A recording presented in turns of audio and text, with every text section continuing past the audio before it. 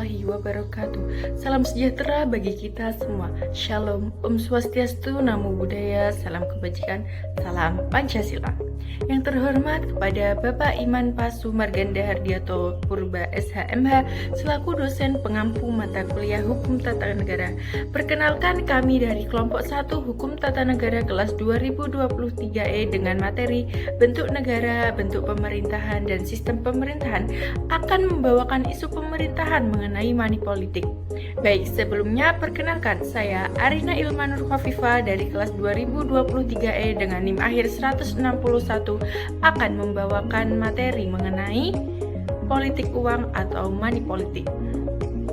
Politik uang atau money politik adalah praktik penggunaan uang untuk mempengaruhi pemilih, di mana pemilih diharapkan untuk memilih mereka saat pemilu nanti.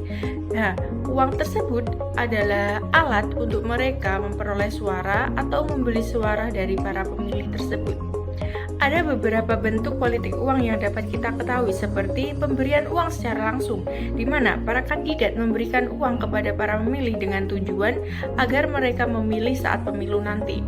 Selanjutnya, ada sumbangan atau pemberian barang secara langsung, di mana para kandidat memberikan barang-barang seperti pakaian, sembako, alat rumah tangga, dengan harapan mereka dapat memilih saat pemilu nanti. Selanjutnya adalah ada proyek pembangunan atau janji kerja, di mana kandidat berjanji kepada masyarakat atau kelompok tertentu kalau mereka terpilih maka mereka akan membangunkan proyek tersebut. Selanjutnya ada bantuan dalam bentuk uang terima kasih, di mana setelah pemilu para kandidat atau para politisi memberikan hadiah kepada orang-orang yang telah berjasa atau membantu mereka mendukung dalam pemilu tersebut. Sekian yang dapat saya sampaikan mengenai politik uang. Selanjutnya akan diberikan contoh nyata tentang politik uang kepada rekan saya Ervania. Sini ada beberapa contoh yang bisa saya jadikan contoh nyata dari politik uang, yaitu 1. Pemilihan kepala daerah atau pilkada. Kasus ini terjadi pada pilkada tahun 2020, dan kasus yang kedua adalah pilkada di tahun 2018. Yang kedua terdapat di pemilihan legislatif atau pileg. Yang ketiga adalah terdapat pemilihan umum atau pemilu presiden. Yang keempat adalah pemilihan desa atau pilkades. 1. Pemilihan kepala daerah atau pilkada. Kasus pilkada tahun 2020. Banyak laporan masyarakat terkait praktik politik uang. Menjelang hari pencoblosan, beberapa calon kepala daerah diduga memberikan uang atau barang kepada pemilih untuk memperoleh dukungan. Contohnya pemberian sembako atau uang tunai dengan imbalan memilih calon tertentu.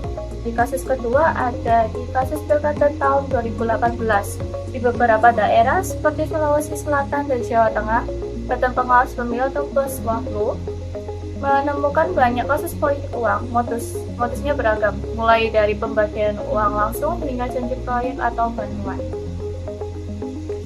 Kasus kedua ada di pemilihan legislatif atau pileg. Pada pemilu legislatif tahun 2019, Bawaslu menerima ribuan laporan diduga politik uang yang dilakukan oleh calon legislatif. Modusnya termasuk pemberian uang atau barang seperti alat rumah tangga, pulsa, atau voucher belanja pada pemilih. Di beberapa daerah, politik uang ini dilakukan secara sistematis, seperti melalui tim sukses yang membagikan amplop berisi uang menjelang hari pemilihan.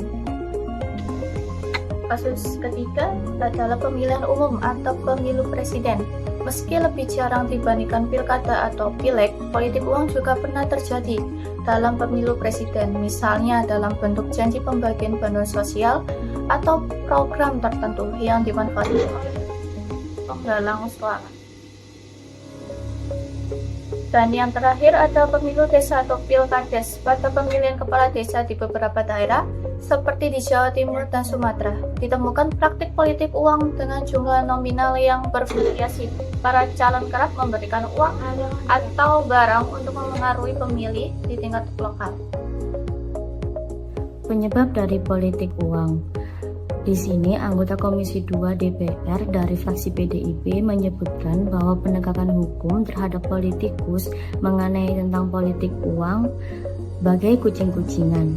Karenanya pihaknya menyindir bahwa agar politik uang ini dapat dilegalkan oleh KPU, karena kata mereka money politik ini adalah keniscayaan dalam pemilu.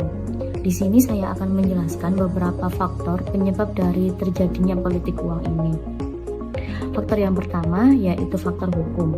Meskipun dalam UU Nomor 7 Tahun 2017 tentang pemilihan umum disebutkan bahwa salah satu tugas dari Bawaslu adalah untuk mencegah terjadinya praktik politik uang. Namun, dalam UU tersebut tidak dijelaskan pengertian mengenai politik uang.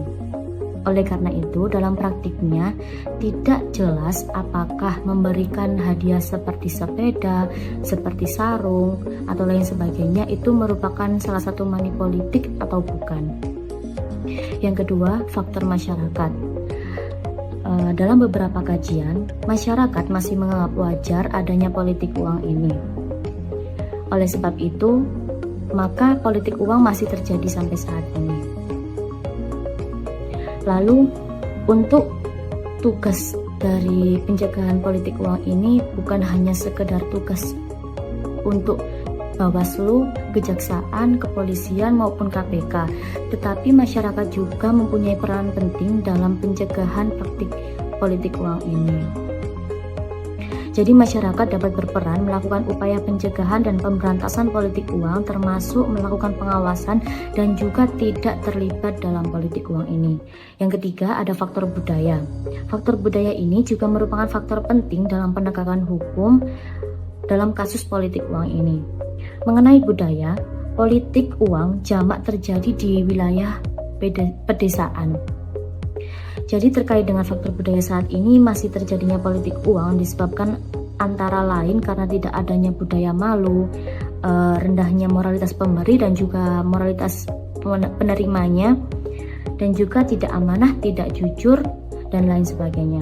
Oleh sebab itu diperlukan adanya langkah-langkah perbaikan antara lain penyadaran dan pembinaan moralitas bangsa, sehingga penyelenggaraan pemilu yang akan datang akan berjalan dengan baik dan jujur. Dampak politik uang. Politik uang dapat menyebabkan pencemaran demokrasi. Contohnya pemilu yang tidak jujur. Politik uang membuat pemilu tidak lagi menjadi ajang perebutan mandat rakyat secara jujur, melainkan menjadi ajang jual beli suara. Akhirnya kualitas pemimpin pun menurun. Calon yang terpilih melalui politik uang cenderung tidak memiliki kompetensi dan integritas yang baik. Mereka lebih fokus pada kepentingan pribadi daripada kepentingan masyarakat. Lalu dampak dari politik uang yang lainnya adalah dapat menyebabkan peningkatan korupsi. Contohnya, politikus yang terpilih melalui politik uang cenderung melakukan korupsi untuk mengembalikan modal kampanye dan mendapatkan keuntungan yang lebih. Politik uang juga menyebabkan hambatan pembangunan dikarenakan anggaran negara yang seharusnya digunakan untuk pembangunan dapat tersedot untuk membiayai praktik politik uang.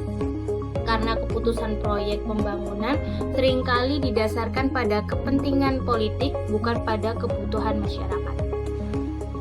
Solusi yang dapat kita lakukan untuk menangani isu politik uang adalah yang pertama, langkah pertama yang harus kita lakukan adalah untuk pemilu mendatang kita harus melakukan penegakan aturan yang harus dimaksimalkan.